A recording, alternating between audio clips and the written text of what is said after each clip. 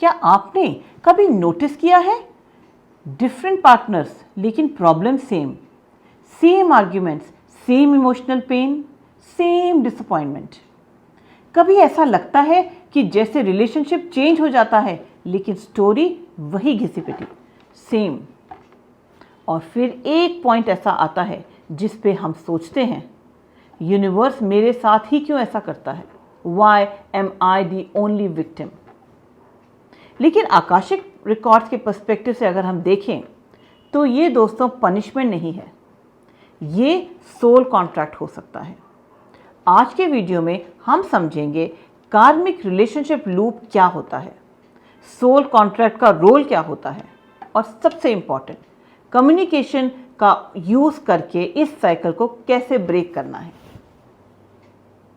बहुत लोग रिलेशनशिप को सिर्फ साइकोलॉजी से समझने की कोशिश करते हैं और साइकोलॉजी इज इंपॉर्टेंट, लेकिन स्पिरिचुअल साइकोलॉजी एक डीपर लेयर लेकर आती है।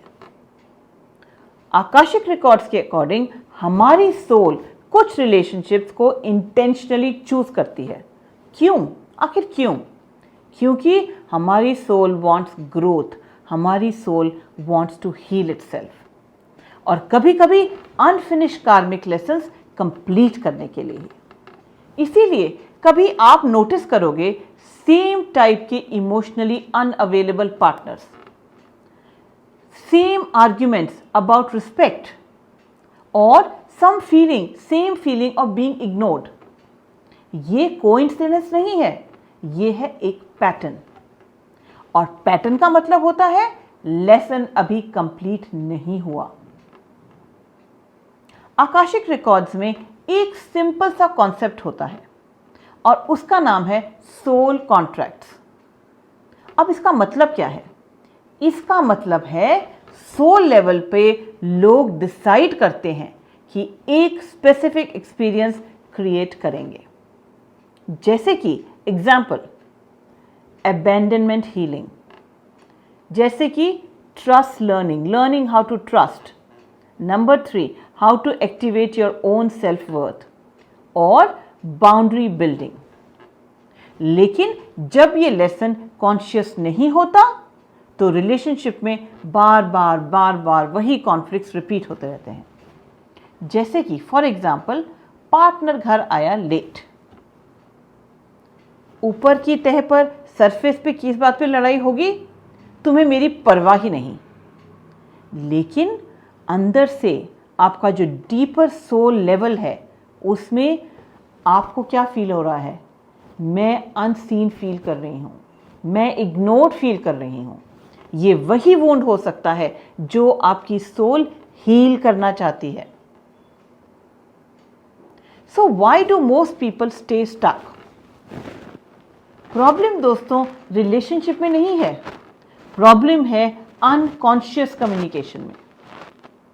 Most couples fight like this, they have blame, they are defensive, there is withdrawal symptoms as well। और फिर दोनों फील करते हैं कि उन्हें समझा नहीं जाता, कि कोई उन्हें समझ नहीं सकता, उनकी आवाज़ को कोई सुनता नहीं। लेकिन जब कम्युनिकेशन कॉन्शियस हो जाए तब कार्मिक लूप डिसॉल्व होने शुरू हो जाते हैं, slowly but surely.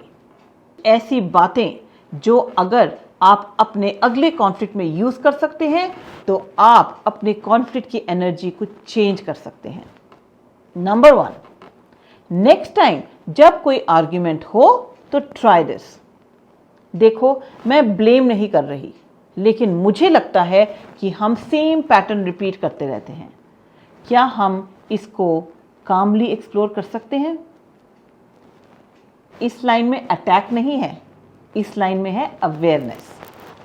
Script number 2, instead of saying तुम मुझे हमेशा इग्नोर करते हो, ट्राई सेइंग देखो जब ऐसा होता है मुझे इमोशनली डिस्कनेक्टेड फील होता है, I feel disconnected. Now this is called I statement communication. This is empowering not defensive. Script number 3, healthy relationships में बाउंड्रीज बहुत ज़रूरी हैं। फॉर एग्जाम्पल, मुझे रिस्पेक्ट फील करना बहुत इंपॉर्टेंट है अगर हम डिसएग्रीमेंट को कामली डिस्कस करें तो मुझे बेटर फील होगा, I will feel more respected. So this is clear, this is काम, दिस इज कॉन्शियस। दोस्तों, मोस्ट कपल्स सुनते नहीं, वो सिर्फ रिस्पॉन्ड करने का वेट करते हैं। There is no listening involved. Active listening का क्या मतलब है? एक्टिव लिसनिंग का मतलब है कि जब सामने वाला बोल रहा हो तो आप इंटरप्ट ना करें। जो आप सुन रहे हैं उसको रिस्पेक्टफुली आफ्टरवर्ड्स रिपीट करें, उनसे क्लैरिटी मांगें। जैसे कि फॉर एग्जाम्पल, मैं सुन रहा हूं कि तुम्हें लगता है मैं इमोशनली अवेलेबल नहीं हूं, क्या तुम मुझे कोई इसका एग्जाम्पल दे सकती हो? ये बात जब आप कहेंगे तो सामने वाला आपकी बात सुनेगा भी, समझेगा भी, और ये कॉन्वर्सेशन को ट्रांसफॉर्म कर देगा। Now, how to break the karmic loops. Karmic loops break होते हैं जब अवेयरनेस आती है, जब अकाउंटेबिलिटी आती है, या फिर जब कम्युनिकेशन मैच्योर हो जाए, और सबसे इंपॉर्टेंट, जब आप अपनी खुद की इमोशनल रिस्पॉन्सिबिलिटी अपने ऊपर लें।